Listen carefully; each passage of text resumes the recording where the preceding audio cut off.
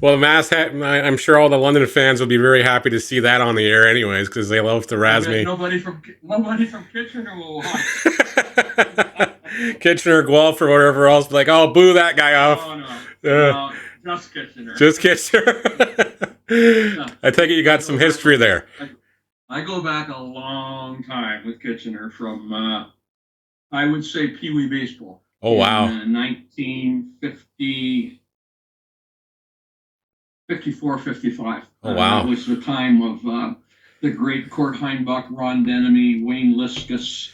I mean, I'm All names I've you only know seen only seen the history books as far as record yeah. books and Well, everything else. I might be just a little older than you. That's okay, and it was so nice to get through something. I would say I got about halfway through the book so far, but it's just Oh been, really? yeah, it's been so nice to, because I've been with the league on and off since 1993, so I've Okay. I've done a lot of stuff with that and everything else, and it's just I Hmm. love reading the history of the league. I love reading into the things and everything else, and it's so nice to start filling in some of the blanks I didn't know about in the 1950s, 1940s, 1960s, 1970s Yeah.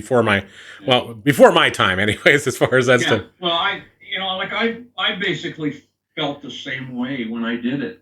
yeah, I got to the stage because of some reunions, yep, London Majors Association and Brantford. hmm, And I got to see a lot of guys and, just swap stories. And I originally thought, I'll write about the 1969 season when I played on a team that won the Intercounty Championship. yep, And I started it. And then I got about, maybe a couple of months into it. And I thought, well, who the hell cares about Paul Allen and Brian Murphy and a few guys? yep, The story is the league. yep. Oh, no question. And from the time, see, I started in '63. I was 21 years old, Yep, and all I ever, and maybe I should be putting this on if you're going to record. yep. Oh yeah, All I've got I it going. We're ever going. heard, all I ever heard from the older guys, the vets, the Yep, guys that had played pro and been around the league, is hey kid. And again, this is a Kitchener story. yeah, In Victoria Park used to be a big green fence out there, yep. and they'd say, "Hey kid, see that left field fence out there?" And I say, "Yeah." They said, "Well, it's a wonder it's still standing up." What do you mean by that? Well, the great Negro League player Wilmer Fields hit two line drives that damn near knocked the fence over. And Jeez. then I go to another park and they Yep, say, "You see that house out there in the left center field? yep. The great Shanny Clifford hit one off that, and stuff." Just stories, Well, and they exactly. were always, they were always there, Yep. and then as I started thinking about the league and the 100 years and the book that came out, and I started talking to various people. I thought, my God, I don't think anybody has written like a nonfiction story No, book exactly. about the Intercounty. And I see you've got the 100 year Yep. thing behind, Yep. and I got that from Barry Hubner, and I thought, yeah, this is good. It's quite factual. They're covering all the teams, Yep. but and it was quite valuable to me. But the stories of the teams and the games and the caliber of baseball, Well, I know. It's just, it's mind boggling. It's just the intercounty is really something else. no And question. some of the games that were played and the series that were played are just magnificent baseball. I mean, they're gone if we don't tell them. Well, exactly. And I'm so, from my standpoint and from the generations coming after me being involved in this and everything, like I'm thanking you for putting these stories to paper. So, we at least have a documented format of something of some of these stories because, we all hear them as you go to the various ballparks and everything else and go, yeah, right, that really happened. Show me some Yeah. proof and everything else. Well, But now you got it in the book. yeah, and go back to the Wilmer Field story. Yep. When I started getting into newspapers, and Ann Chamberlain out of Brantford and Ed Heather out of Yep. Galt, and the London guys really helped me. Yep. There's a newspaper article that says Wilmer Fields hit two line drives off the left field fence Yep. in Kitchener's Victoria Park that almost knocked the fence over. Yep. So, I'm hearing this from Norm Aldridge Yep. and Gabby Anderson and Johnny Ambrose, former pro players. Yep. And And they're not making this stuff up. No, Just like exactly. if I was to tell you a story from 1969, I'm not making it up. I might embellish it a little Oh, bit, well, but it makes for a better story. Makes for a better. exactly, it happened. Yeah. And did you know Robbie Vipon at all? I did not know. Okay, well, Robbie just passed away here 1 or 2 summers ago, and he's from Brantford, and he played for years and years and years and years. Yep. And when he was young, he sold programs at the Brantford Park when Wilmer Field, Shanny Clifford, Dan Lipka, Tom Burgess, Russ Evon, all these names, Freddie Thomas, Yep. Ed Steele, all these guys that played. And I talked to him, and he said, Paul, people used to come to the Brantford ballpark as soon as they got out of work. Yep. They skipped supper, and they would be at the ballpark at 5:30 for an 8 o'clock game Yep. to watch batting practice. Oh, no question they would be. Because no question. These guys, and I have a chapter that you haven't got to yet called Taters. These guys hit moonshots all over the place. Mammoth home runs in every ballpark in Intercounty. Yep. And he said people used to go. So, he was telling me those types of stories, and it's just, it blows me away. I'm still excited about it when I think about it. Oh, it was so great to read some of these stories and putting some faces with names. And thank you. And it was just so great because, again, I was I do a lot of stuff with statistics, and we're doing the trivia questions on Wednesdays right now, and it's just oh, really? Yeah, and it's well, actually, Wilmer. Did you enjoy the 49 series? I did, and it was just Galt and Brantford and all those stories. Yeah, it's just I was just going this Galt team seemed like it was legit, and it just unfortunately ran into a Brantford team that just had I don't know, I almost had a chip on their shoulders almost. And there's just probably a little extra motivation there because when Gus Murray put that team together, it was well thought of in the Intercounty that they were going to run away with everything. Nobody could beat them. And Goody Rosen and players of former major league players played on that team and were coached by guys that played. Tommy Warren for the Dodgers. And I mean, these guys are Connie Creed, and these guys are really good ball players. And then they bring in Jeff Shelton, the first Negro League player, and nobody thought they could beat him. And I think, and I saw some columns that the Brantford people just got tired of it. Yeah, they just thought we're so tired of these guys. And then during the playoffs, the Galt players, some of them, basically went on strike. Well, they wanted more money, and they wanted more of the gate. It's outlaw league, and they pressured Gus Murray, and there were stories that he got beat up, even roughed him up and shoved him around a little bit, and then Goody Rosen doesn't show up one game, and he's supposed to be injured, and he goes and plays in Toronto or something, some softball game, because that's where they got him from. Yeah, he played softball and was making a lot of money. So I think, I think just Brantford, and when you match up the teams, Brantford was probably deeper in pitching, and probably their outfield was faster and younger. Mm-hmm. And I think they just wanted it badly. And then, of course, the controversial, play. And Ed Heather told me he knew Lilly, Wes Lilly, and he said to this day, and of course Wes is dead and gone. To this day, he said, that I had that ball. I mean, he didn't have any right to call me off, but he was a major league player. Well, you yield to the veteran experience out there. I get it. I backed off, and I think the umpire. I think I put it in the book. The umpire said I could have caught that thing in my jockstrap, and then they lose. Yeah, Tommy Warren's gone. And then and I don't know if you got that. I can't remember where it is in the book, but Tommy Warren goes back to Tulsa and scams people to buy a car. He said, "I can get cars for you cheaper." In Canada, he scammed the money. And he was a deputy sheriff in Tulsa. I have a brother in Tulsa, and he took the money and buggered off to Mexico and played baseball down there. And then they came back. They got him, and he served time. Oh wow! He served time. So I mean, he probably threw the game, but then some of the London games too in the semifinals, and the rivalry between London and St. Thomas is just again.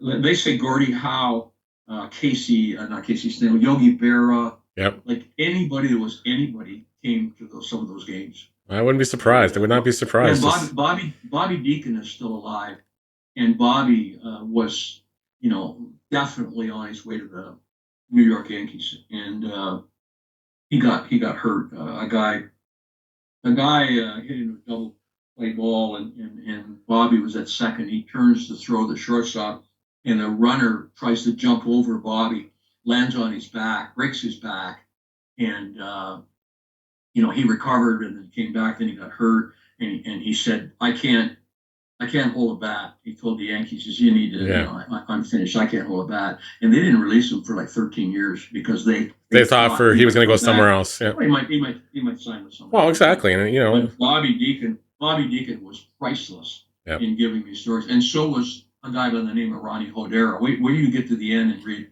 what they did after baseball, because Ronnie Hodera, I'll tell you real quickly, was a priest for 60 years after playing Intercounty. Oh, goodness. And I got to talk to him on the phone, and he just opened up and he told me stories. I even added an extra chapter because of Ronnie Hodera.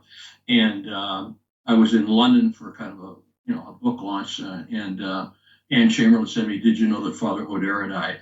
Oh, and man. I cried because exactly. I just talked to him 3 months ago. Well, I've been through that sort of thing. I was just like, I remember being the last conversation for Billy Craven, literally 5 minutes before he passed away, and I was just like, it just stays with me. And I was sister-in-law in Burlington, and I told him, I said, let's get together. I said, "How did you become a priest?" One of the last words he said to me, he says, "Paul, that's a 2-beer question." And I bonded with him because I went to Assumption University, and I knew a lot of people that were older than me, so he was older too. But I knew Hank Biasetti, and I knew the Casanova brothers that played the Intercounty, and they were from Windsor. And he looked up to Hank Biasetti, and one of my coaches was Willie Casanova. And Willie was a Windsor guy, and he was a great ball player. So Ronnie Hodera knew all those guys. That's awesome. So when we talked on the phone, it was like, it was just like you were just for years. So that's the kind of stuff that you get. I mean, look at Bobby Deacon, and I asked him, I said, "Did you ever run up against Satchel Paige?" And he nonchalantly said, "Yeah, I faced him." I said, "You faced him? When?" "Down in Miami. Blah blah blah. They brought him in a helicopter." I wouldn't be surprised. It's like. I said, "I was just in Cuba." "Oh, did you go to the old ballpark? I played down there during the Batista." I just goes on and on and on and on. So so it's been a lot of fun. Yeah. Was there any stories that you tried to put together in the book and just said, "Okay, I got to leave this out," or it was just like, was there stuff that didn't make the cut that you wished made the cut in hindsight? There was a couple things that Ed Heather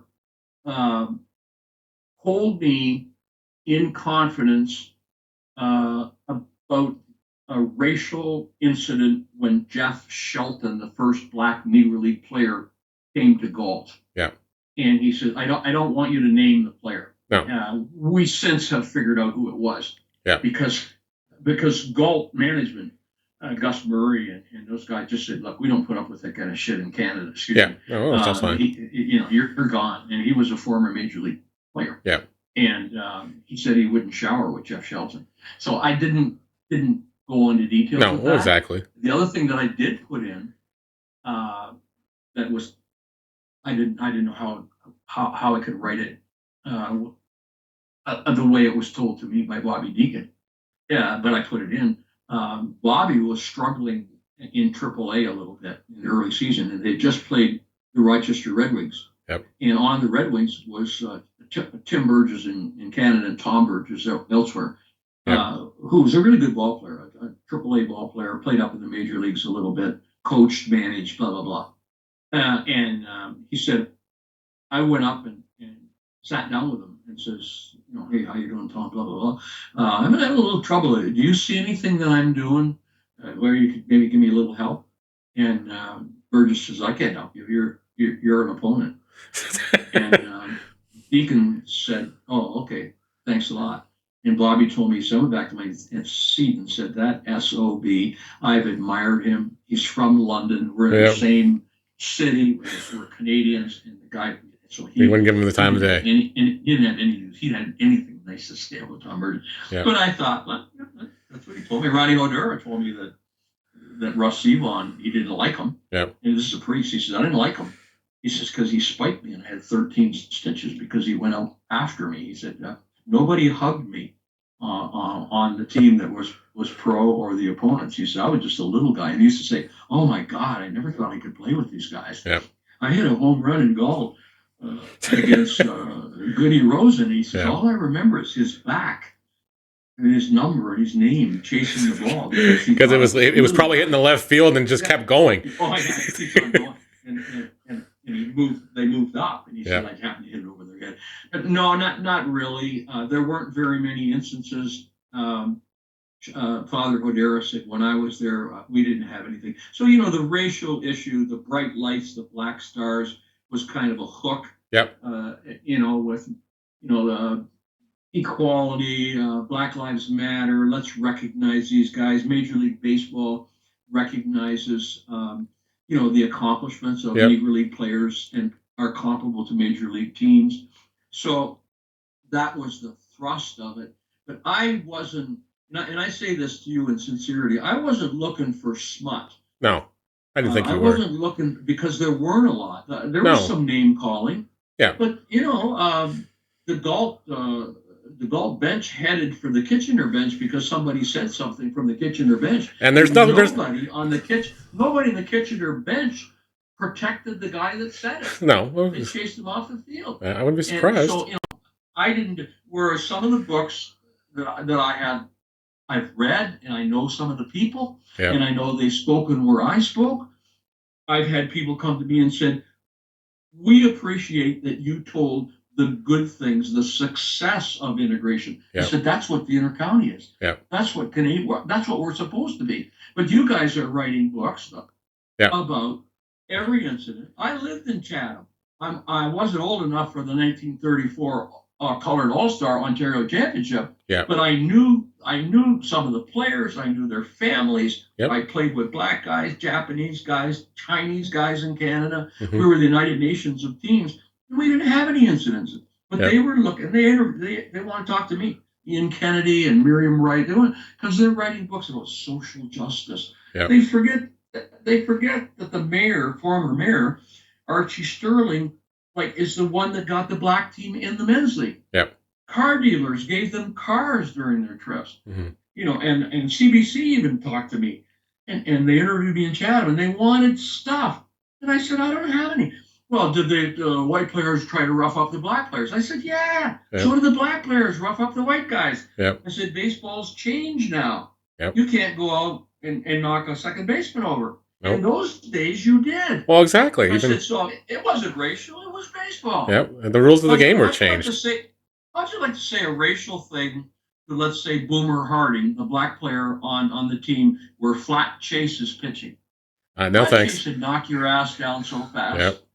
So, and they were just looking for that stuff. Well, what did the black players do? What are the white players' jobs in Chatham as opposed to the black players?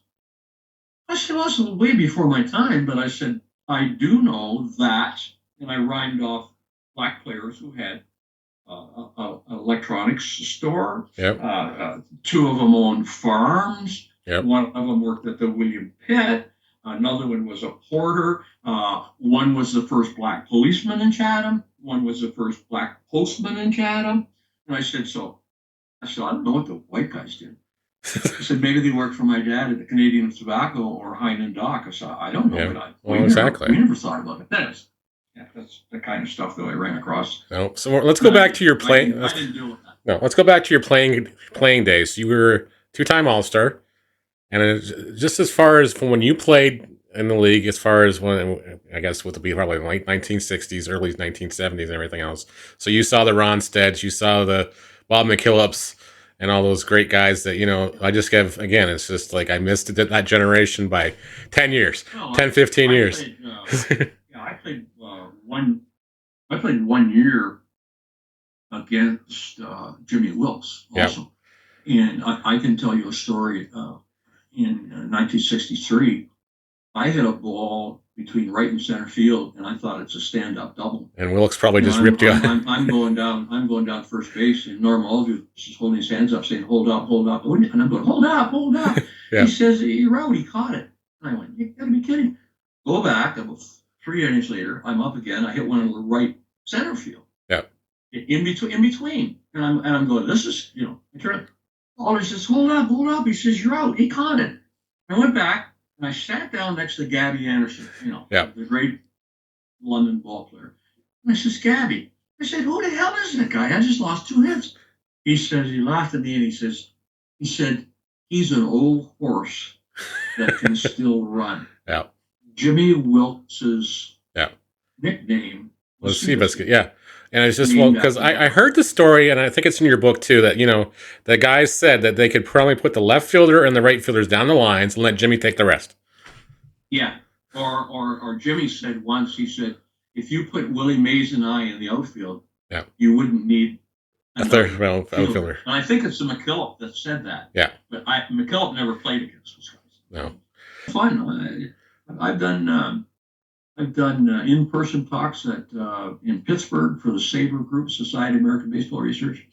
You should see that facility. Yeah, and told me about that one. It was just like, wow. Yeah, it's a Pittsburgh Pirate administrative building. Yeah, and it was fantastic. It was really great. And, you know, I did Toronto and a few other places. Cooperstown was fun. Yeah. So I'm out there, and I would love to give a plug or a throw out, as they call it, to the Intercounty people, because in their town, if they can get an organization or the ball club themselves and sponsor a talk, people really, I'm telling you, not just me, I'm enthused about it, as you can tell, and I can talk, but it's the enjoyment of sharing that story, and people really receive it well. And it creates a lot of interest in the team in that city and in the Intercounty. Yep. The guys at Pittsburgh, I don't know whether you can use it, but guys at Pittsburgh, I go to the little boys' room after my talk, and I hear these two guys, and they're saying, "Wow, that guy really knows his stuff." You know, the guy says, "Yeah." He says, "I didn't know that league was there, and I didn't know all those Pittsburgh Pirate guys played there." He says, "Maybe we ought to go up to that London park and see this league." I posted a picture today at lunchtime, and my friends are like going, "That's only 2 hours from the border from where we live. We're coming up this summer." So, you know, I got friends coming to Labatt at one point. It's just, so Scott Dart, you better comp some tickets, but that's beside the point. Yeah. Anyways, as I said, through you and the Intercounty, spreading the word that while I'm still alive and kicking, I'm ready to go. It's not a matter of money. It's just a matter of meeting like-minded people. They love the game. They love to hear the stories, and they walk away with an appreciation of the Intercounty Baseball League and the teams and the managers and all the players that went before, and they take an interest in what's going on in the league now. So let them know for me. I will. I definitely will, and I hope our paths cross sometime this summer, because I'd like to just shake your hand, and I gotta get an autograph as well, just because it's got to go in the book. My goodness, that's as my wife says, my cup runs over. I sign books at some of these book stores and presentations, and I always tell people, I'm flattered that you would ask me. I guess in having a book that the author. Well, I've got a perfect space for it right behind me here. So when I'm doing these things and everything, it's fun. But I said, I've probably signed my name on books more than I did on report cards. That's amazing. It's more fun, but it's been great, and I appreciate your interest, and my hat's off in regards to Ted and your staff and all the IBL people. It's a fantastic organization and a great league. Well,